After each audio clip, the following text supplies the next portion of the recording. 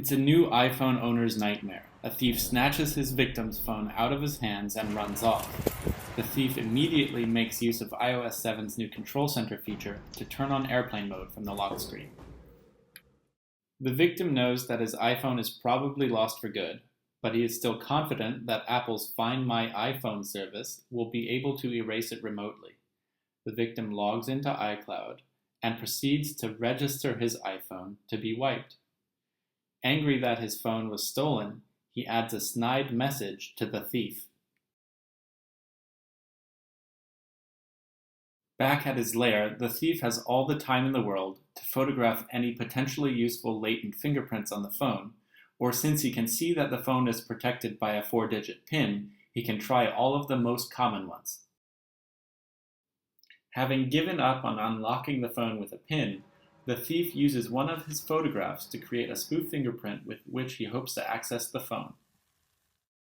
After about an hour of work, the thief has a usable wood glue spoof which he uses to unlock the phone.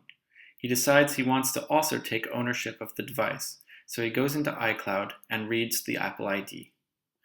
Knowing that most people grant their iPhones access not only to their everyday email accounts, but also to any secondary email addresses they might have, the thief uses Apple's password reset function to send a reset token to himself on the victim's device. To receive this token, the thief must allow the iPhone to connect to the internet just long enough to receive email, but not long enough to be wiped by Apple. This has been possible 5 times in a row on the same phone. Having heard the email chime, the thief goes into the victim's email to inspect the password reset token that arrived from Apple. The thief selects the link and copies it into the phone's Notes app. From there, he can transcribe the URL into the browser on his laptop. With the valid password reset token from Apple, the thief is able to set his own password for the victim's Apple ID. This gives him complete control of the victim's iCloud and iTunes account, along with any other Apple services tied to this credential. From the Find My iPhone service, the thief is able to remove the iPhone from the victim's account, which allows him to reactivate the victim's device under new ownership. There is, however, still an erase flag on the device. Having taken ownership of the victim's iCloud account, however, the thief knows that even with iOS 7's new activation lock feature, he will have no trouble taking ownership of the device as well. He connects the phone to the internet and waits for it to be wiped. On the freshly erased iPhone, the thief sees the snide message from the victim and decides to restore the device from his newly hijacked iCloud account so that he can milk the victim's iPhone for all it's worth. After entering the password he himself chose and agreeing to Apple's terms and conditions, the thief is able to choose which of the victim's backups to restore from. After a few minutes, the phone has restarted, again under the ownership of the hijacked Apple ID. The thief is able to enter his own password a few times, choose his own PIN code, and begin snooping around on the phone as much as he likes. In this case, the thief decides to snoop around in the victim's Gmail account. Using the iPhone's privileges, the thief is determined to mount a social engineering attack and writes an email to the contact labeled Mom in the victim's contacts.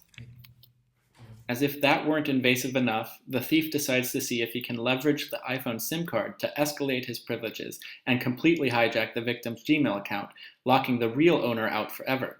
With the iPhone's phone number, all he has to do is wait for the password reset code to arrive via SMS. With the verification code, the thief can take over the victim's Gmail account, all of the associated Google accounts, as well as any online account, for example Facebook or eBay, which is set to send password reset emails to the victim's primary email address. Apple device security can be improved in the following ways. First, Apple should make airplane mode inaccessible from the lock screen by default and require a passcode, not just a fingerprint, anytime airplane mode was activated or the SIM card was removed. Second, during Apple ID creation, Apple should warn users not to store credentials to password reset accounts on their registered devices. Third, on Find My iPhone, Apple should differentiate between likely temporary and likely permanent loss scenarios and in the latter, should advise users to immediately revoke the device's access to all accounts it has credentials for, including email, social media, and telephony accounts. Fourth, the iOS lock screen should not display whether the phone is protected by a simple 4-digit PIN or a more complex passcode, and on devices with Touch ID, it should not display whether fingerprint authentication is being used. Fifth, and most importantly, upon reconnecting to the internet, iOS should not allow email retrieval before the device's wipe or don't wipe status can be retrieved from Find My iPhone. These and other security flaws in iCloud and iOS 7 are amplified by the introduction of Touch ID, making the iPhone 5S with its fingerprint sensor potentially less secure than any other iDevice.